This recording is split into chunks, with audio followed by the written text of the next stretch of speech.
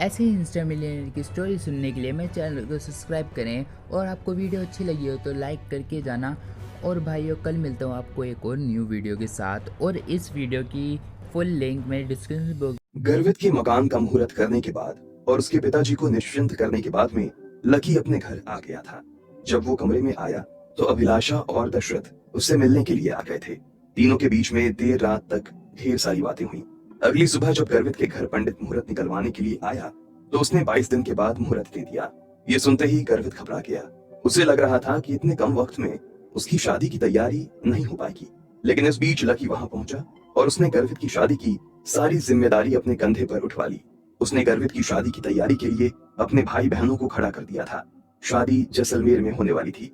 जब लकी की तरफ से उसकी टीम ने काम करना शुरू कर दिया तो इधर वो डॉक्टर के पास आ गया था। डॉक्टर ने लकी को पट्टा कटवाने के लिए बुलाया था। उसने पैर का पट्टा काटा और उसके बाद लकी की कुछ जांच करवाई। जांच करवाने के बाद में वो सीधा अपने केबिन में आया। लकी वहीं बैठा उसके आने का बेसब्री से इंतजार कर रहा था।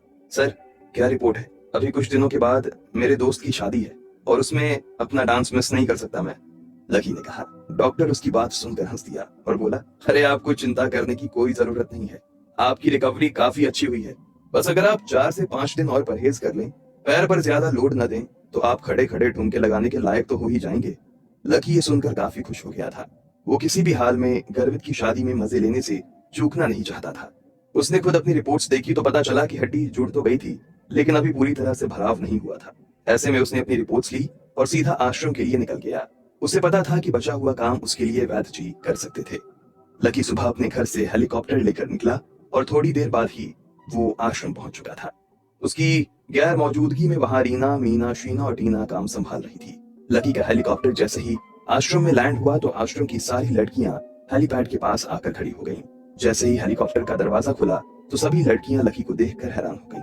वो तो एक पल के लिए लकी को पहचान ही नहीं पाई थी। लकी ने अपने सिर के बाल अभी तक नहीं बढ़ाए थे और उसकी दाढ़ी और ज्यादा भारी हो गई थी। लक्ष्मण जी! रीना अपने हाथ में वैद्य जी के लिए खाने की थाली लेकर जा रही थी, लेकिन जैसे ही उसने लकी को आते हुए देखा तो उसने थाली एक कोने में रखी और लकी से मिलने के लिए चली आई। उसके आते ही बाकी लड़कियां भी लकी के आसपास आकर खड़ी हो गई थी। लक्ष्मण जी! मीना, शीना और टीना भी खुशी से चिल्लाईं और सीधा लकी से जाकर गले लग गईं। आप इतने दिनों से कहाँ चले गए थे? हमें तो लगा कि आप राधिका जी के जाने के बाद में यहाँ का रास्ता ही भूल चुके हैं। हाँ लक्ष्मण जी, हमने आपको कितना फोन करने की कोशिश की, लेकिन आप तो हमारा फोन ही नहीं उठा रहे थे। सच में हम तो आपके लिए बहुत परेशान हो रहे थे। आए दिन बस आश्रम में आपकी ही बातें होती थी। खुद वैद्य जी भी आपको बहुत याद कर रहे थे। अच्छा, 3 दिन बाद तो हम खुद ही वहां आने के बारे में सोच रहे थे। चारों लड़कियों ने अपनी तरफ से कहा। लकी उन सभी की बातें सुनकर और उनका प्यार देखकर काफी खुश हो गया था। उसने सभी लड़कियों के सामने हाथ जोड़कर अभिवादन किया और फिर सभी से कहा, सबसे पहले तो मैं आप सभी से माफी चाहूंगा कि मैं इतने दिनों के बाद यहाँ आ रहा हूँ। बीच में आने के बारे में तो काफी टाइम से सोच रहा था, लेकिन कुछ न कुछ काम में उलझनों की वजह से मैं यहाँ आ नहीं पा रहा था। राधिका के चले जाने के बाद से मेरा काम दोगुना हो गया, लेकिन देखो किस्मत का खेल ही ऐसा है। अगर आप कहीं नहीं जाओ और वहां के लोग आपको याद कर रहे हैं तो किस्मत आपको खुद वहां भेजने का कोई ना कोई कारण निकाल ही देती है। लकी ने जब ये सब कहा था तो इतने में रीना, मीना, शीना और टीना की नजर सीधे उसके हाथ में रखी छड़ी की तरफ चली गई। उन्होंने देखा कि लकी उस छड़ी के सहारे खड़ा हुआ था। आपने छड़ी क्यों पकड़ी हुई है?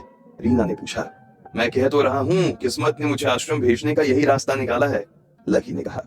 हम समझे नहीं कुछ, मीना ने कहा। लकी ने मुस्कुराते हुए उसकी तरफ देखा और कहा, असल में हुआ ये कि ने कहा और अपने एक्सीडेंट की पूरी कहानी वहां खड़ी सभी लड़कियों को सुना दी।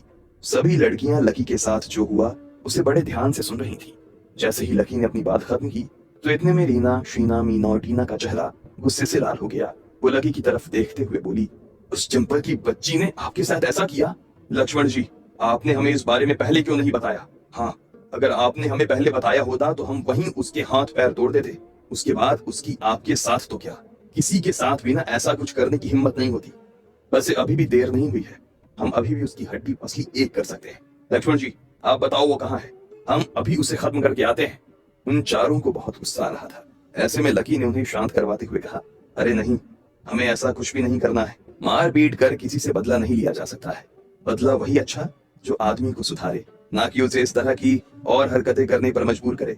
जो तुम कह रही हो वो मैं चाहता तो खुद भी उसके साथ में कर सकता था, लेकिन जिसके कर्मों की सजा वही भोगे तो ज्यादा अच्छा है, लकी ने कहा।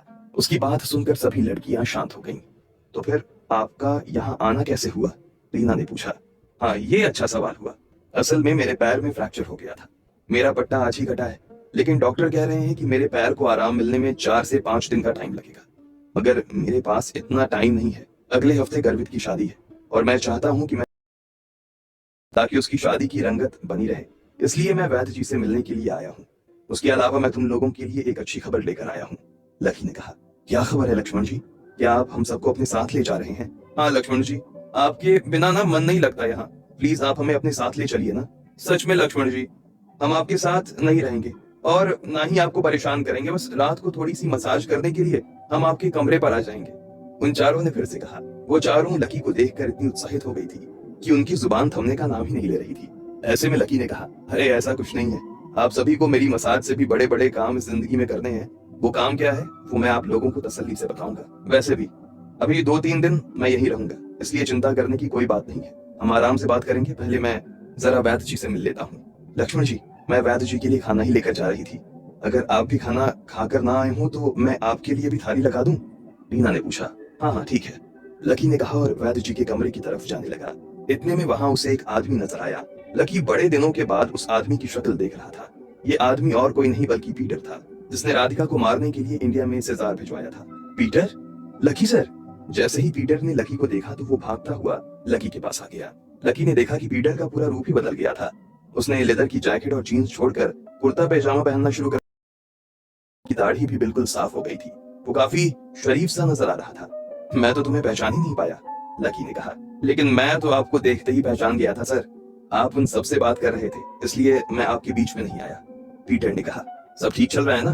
तुम्हारे परिवार को यहाँ कोई परेशानी तो नहीं है? लकी ने पूछा। उस कांड के बाद लकी ने पीटर को वैद्य जी के पास भेज दिया था। वो वैद्य जी के साथ मिलकर अलग अलग तरह के जहर के तोड़ निकाला करता था। हाँ, सब सही चल रहा है। सच बताऊं तो मेरी तो जिंदगी ही बदल गई है। जिस शांति की तलाश में मैं ड्रग्स और नशों की तरफ गया था, यहाँ आते ही वो तलाश जैसे खत्म हो गई। आपकी वजह से मुझे और मेरे परिवार को नया जीवन मिल गया सर। चलो, ये तो बहुत अच्छी बात है। ऐसे ही दिल लगाकर काम करते रहो, तुम्हारे लिए जल्द ही एक बहुत बड़ा काम आने वाला है, लकी ने कहा और उसके कंधे को थपथपा दिया। पीटर लकी का हाथ अपने कंधे पर पाकर काफी खुश हो गया था। इतने में लकी वैद्य जी के कमरे के बाहर पहुंचा और उसने दरवाजा खटखटा दिया। कौन है? अंदर से आवाज आई। मैं हूं गुरुजी, लक्ष्मण, इधर से लकी ने कहा। 2 मिनट के बाद वैद्य जी ने दरवाजा खोला तो लकी को देखते ही रह गए। पहले के लकी में और अभी के लकी में उन्हें काफी अंतर नजर आ रहा था। तुम तो काफी बदल गए हो, सिर्फ ऊपर ऊपर से। अंदर से बिल्कुल वैसा का वैसा ही हूँ वैद्य जी, लकी ने कहा और मुस्कुराने लगा। वैद्य जी ने दरवाजा पूरा खोला और लकी को अंदर आने का इशारा कर दिया। वो अपने आसन पर आकर बैठ गए और लकी भी उनके सामने आकर अपनी रिपोर्ट्स वैद्य जी के सामने रख दी। वैद्य जी ने लकी की रिपोर्ट्स देखी और कहा, ठीक है, तुम्हारा सुधार तो काफी अच्छा हुआ है और तुम सही वक्त पर यहाँ आ भी गए हो। मैं तुम्हें एक दवाई दूंगा, 2 दिन में तुम बिल्कुल ठीक हो जाओगे।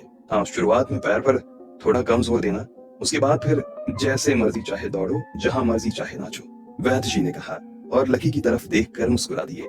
लकी भी उन्हें देखकर मुस्कुरा रहा था। वैद्य की आंखों के सामने रह रहकर लकी का वही चेहरा आ रहा था जब वो राधिका की लाश को यहाँ से ले गया था। उस दिन के लकी में और इस दिन के लकी में जमीन आसमान का अंतर था। वैद्य जी से रहा नहीं गया और उसने कहा, तुम्हें इतना खुश देखकर काफी खुशी हो रही है, वरना जो झटका तुम्हें लगा है, लोग उस झटके से जल्दी उभर नहीं पाते हैं। मेरे पास खुश रहने के अलावा और कोई चारा भी नहीं था। अगर राधिका मुझे इस हाल में देखती तो उसे कैसा लगता? सही बात है। वैसे मैं यहाँ सिर्फ अपने पैर का इलाज करवाने के लिए नहीं आया था, मैं यहाँ आपसे और एक बात करने के लिए आया था, लकी ने कहा। क्या? मैं राधिका के नाम से एक ऑर्गेनाइजेशन की शुरुआत करने जा रहा हूँ, राधिका अग्रवाल ऑर्गेनाइजेशन। उसमें हम जरूरतमंद लड़कियों के पालन से लेकर पढ़ाई और पढ़ाई से लेकर उनकी नौकरी तक की जिम्मेदारी उठा रहे हैं। उसके लिए हम कुछ स्कूल्स और कुछ यूनिवर्सिटीज भी खुलवा रहे हैं। उसमें इंग्लिश मेडिसिन से जुड़ा कोर्स तो होगा ही, लेकिन मैं चाहता हूँ कि उसमें आप भी अपनी क्लास लेने के लिए आए। आपके पास जड़ी बूटियों का जो ज्ञान है वो अपार है। बड़ी से बड़ी बीमारी में जहाँ इंग्लिश मेडिसिन काम नहीं आती, वहाँ आपकी दवा काम कर जाती है, खास तौर पर जहर पर। इसलिए मैं चाहता हूँ कि आप महीने में 4 दिन ही सही, लेकिन वहाँ पढ़ाने के लिए जरूर आए, लकी ने कहा। मैं? लकी, तुम्हें लगता है कि मैं पढ़ाने की हालत में हूँ? मेरी उम्र 80 के पार हो चुकी है। मैं इस धरती पर बस थोड़े ही दिनों का मेहमान हूँ। ऐसे में बच्चों को क्या सिखा पाऊंगा और कितना सिखा पाऊंगा मैं? प्लीज गुरुजी, आप ऐसी बात मत कीजिए। ये तो सत्य है लकी, इसे ना तुम टाल सकते हो, ना मैं, और ना ही कोई दवाई। फिर भी आपका इतने सालों का जो अनुभव है, हमें उसे किसी तरह से तो आगे बढ़ाना ही पड़ेगा ना, ताकि आगे आने वाली पीढ़ी इस चीज से वंचित न रह जाए। लकी ने कहा, तुम कह तो सही रहे हो लकी, लेकिन इसके लिए हम कर क्या सकते हैं? मेरे दिमाग में तो कोई उपाय अभी तक नहीं आया। गुरुजी ने कहा। लकी उन्हें अपनी तरफ से उपाय बताता, उससे पहले ही लीना उन दोनों के लिए खाना लेकर आ गई थी। लकी को पता था कि गुरुजी खाना खाते हुए बात नहीं करते थे, इसलिए वो भी उनके साथ चुपचाप खाना खाने में जुट गया। अब आगे क्या होने वाला था? लकी क्या उपाय लेकर आने वाला था?